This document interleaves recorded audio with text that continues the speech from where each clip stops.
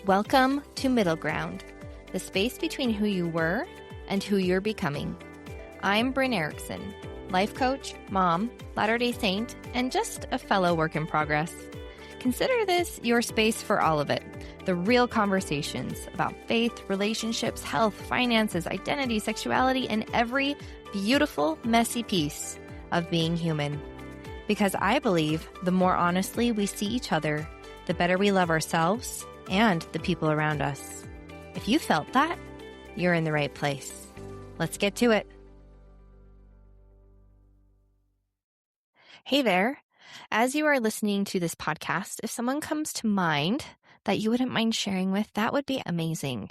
The algorithm is a real thing, and I would love for as many people that this podcast can serve to find it. If you feel like following or leaving a comment, all of that will help people find the Middle Ground podcast, and I would appreciate it so much. Now, enjoy this episode.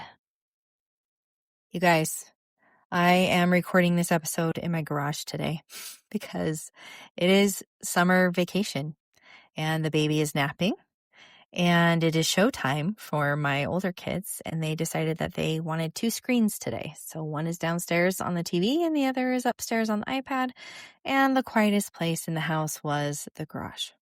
So this is entrepreneurship in action, my friends. Making dreams happen for myself, but also taking care of my family and showing up for them. But I've been working on a lesson that I'm really excited to share with today about biases and beliefs. And the last couple of years as I've been doing the work, working with various coaches and mentors and getting counseling, it truly all comes back to our beliefs. What's going on inside of our head, in our hearts, in our nervous systems. And you probably heard the term limiting beliefs, which are those thoughts, those beliefs that keep us stuck, that are holding us back. But a big part of that is this underlying layer of biases. So we're going to dive into what those are today and discover a little bit more about beliefs and biases. So a belief is a conclusion that you drew, a statement that you've made, whether you did it consciously over time, about yourself or other people, about how the world works. Beliefs feel like facts, even if they're not. That's what makes them so powerful and so sticky and hard to deconstruct. Some beliefs are empowering, like I can do hard things. Relationships can be safe. Change is possible. Those beliefs open doors and get you feeling hopeful, right? And some beliefs close doors, like I'm not smart enough. Or I always mess things up when it really counts. I'm not the kind of person who gets to have that. Those are the limiting beliefs, right? They keep you stuck, they keep you small, and they're built with time. You're not born with those beliefs. They come from experiences, from things that were said to us or about us or around us, from patterns we lived through, and then we drew conclusions from. So here's a framework to kind of think about that I really like. So imagine that a belief is a tabletop and all the legs holding it up are the pieces of evidence, the proof that you've gathered over your lifetime that support that belief. You had a few experiences, you drew a conclusion, and that conclusion became something you now just know to be true. But the good news about beliefs is that they can be changed. Because if the tabletop is held up by legs of evidence, you can knock out the legs. And you can find contradicting evidence. And you can question whether the evidence you've been using is actually accurate or complete or the only way to interpret what happened. I think about this a lot, like when we're all watching a movie, right? Some of us catch certain parts. Some of us miss other parts. We draw different conclusions. We're making assumptions. We're making inferences as we're watching it. Same thing if you're listening to a speaker. There are things that stood out to one person over another. Same with like an accident, right? When an accident takes place, you hope people that witnessed it pull over so that they can share their perception of what happened, and they will be different depending on each person's perspective. So all of these things work together to form our beliefs, and they can be changed, which is wonderful. They're workable. So we can change them and we can choose something different and change our mind anytime. It might take some work, but it's definitely possible. Biases are different. So biases are like a filter that you see the world through. It's automatic. It's often an unconscious preference or assumption that your brain uses to sort the world more quickly. It's a mental shortcut. And your brain loves shortcuts because processing every single piece of information consciously would be exhausting. And your brain just wants to save as much energy for you as possible. So it's no wonder that we get so overwhelmed by all of the information that we have to process every day. And we live in such a fast-paced world, right? We don't have to, but we do. And I kind of like it. So our brain is just trying to conserve energy and take care of us. I mean, our bodies do incredible things, and our brain has to make sure it's everything's firing, right? So here's the important thing about these biases. You usually cannot state them as a clear sentence, the way that you could a belief. So a bias is operating before you even get to the belief forming stage. It's shaping what information you let in, what you notice, what you conclude before you've even had a chance to think. Biases are absorbed. So from culture, from family, from environments we grew up in, they get installed quietly over years through what got praised and what got ignored, through what was held up as desirable, what was treated as less than, and through this messaging in the air that was just around you. Nobody said out loud necessarily, but everybody just understood. And then we built beliefs on top of these biases, and they became the foundation. And the belief is just the structure sitting on it, which is why you can do a lot of work on the structure and still feel like nothing is really shifting because the foundation is untouched. So the same beliefs keep getting rebuilt. So here's the simplest way I can put it. Beliefs live in your mind. You can name them, examine them, and choose to replace them with practice and intention. Biases, on the other hand, live deeper. They're in your conditioning. They're in your nervous system. The part of you that was shaped before you had language for any of it. You can't argue yourself out of a bias the same way you can a belief, because a bias was never a conscious decision in the first place. Research tells us that about 45% of our daily behaviors are just automatic. We repeat them. They're happening without much conscious thought at all. Again, we want to conserve as much energy as possible, right? So we are, in a very real sense, running on programming that we didn't write. And most of us have never stopped to ask, who wrote this? Does it still apply? Is this working for me? Is it even true?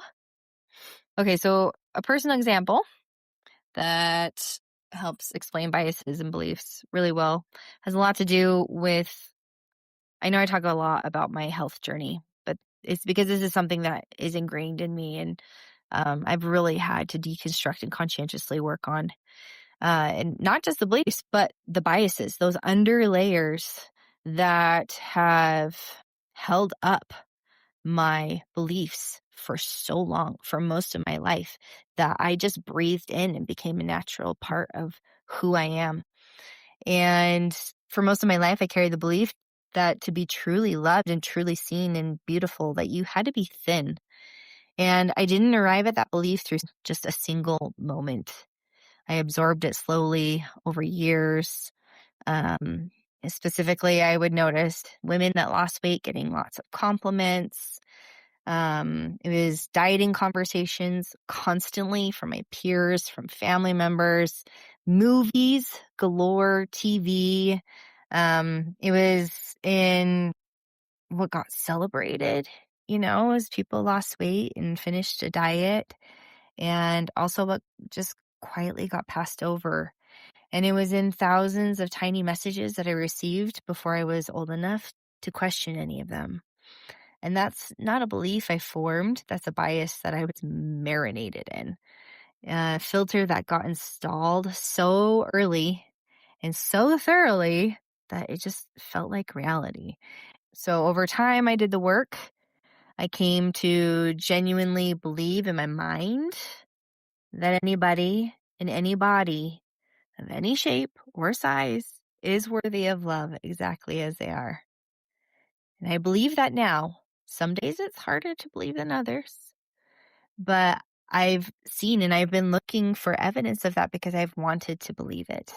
Where the messaging, especially my era of growing up, TV and movies and magazines, thinness was definitely the way to be. And that wasn't working for me anymore. So now I find lots of evidence that truly anyone can be loved and accepted as they are. Here's the thing I had to reckon with. I could hold that belief completely and still not feel it for myself. I could look at someone else and see their beauty, wholeness, and worth without question, and then turn around and not be able to extend that same love and compassion to myself. So for a long time, I thought that gap meant I was failing at the belief work and that I just needed to do more affirmations, try harder. But what I eventually understood is that the gap wasn't a failure of belief. It was evidence of a bias that ran much deeper than the belief could reach. So my work needed to go deeper. The belief was in my mind and lived in my body, in my gut, in the way I walked into a room, and what I thought people were seeing when they looked at me. And you cannot think your way out of something that was never about thinking in the first place. So bias work is humbling because by definition, you can't fully see your own biases. That's what makes them biases. But there are ways to start getting underneath them. So here we go. I'm going to give you 4 ways that we can start observing and working on our biases. So the first one is look for that gap.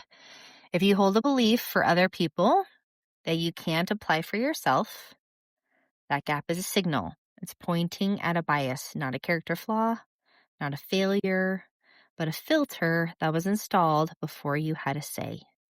Get curious about that gap instead of ashamed of it. So that's number 1. So number 2, trace it back. So where did the filter come from? What environment taught you to see the world this way? Who got praised and for what? What was held up as worthy and what was quietly dismissed or shamed? You're not looking for someone to blame. You're looking for the source because when you can see where a filter came from, it loses some of its authority over you. And you can step into compassion for the source as well. Third, expose yourself to contradiction. Not necessarily intellectually, but experientially. So one of the most powerful ways to shift a bias is to encounter something that doesn't fit the filter. So a relationship where you feel loved as you are, a community that reflects a different story back to you. That's what begins to loosen something that logic alone cannot touch. So maybe start reading things that contradict that belief. Maybe follow some influencers on social media that share a different perspective, a different light on what you're working on. And fourth, do this work with support. So this is genuinely one of the reasons coaching exists, and we cannot see our own filters clearly from inside them. So a good coach, a therapist, a counselor, trusted community reflects back what we ourselves cannot see, and that's not weakness. That's just how awareness works. So here's what I want to leave you with this week. Is there something you believe is true for everyone else that you cannot quite make true for yourself? A kind of love, a sense of worth, a sense of belonging, a belief that you deserve rest or joy or good things? Sit with that for a minute. Because that gap between what you know for others and what you can feel for yourself, that's not a personal failure. That's a bias worth getting curious about. So what filter is running? Where did it come from? And what would it mean to gently, persistently start telling yourself a different story? You don't have to answer that today. Maybe just be willing to ask the question. Awareness is the first move, always, for change. You got this. I believe in you. Now go make it a great day. And I'll see you next time.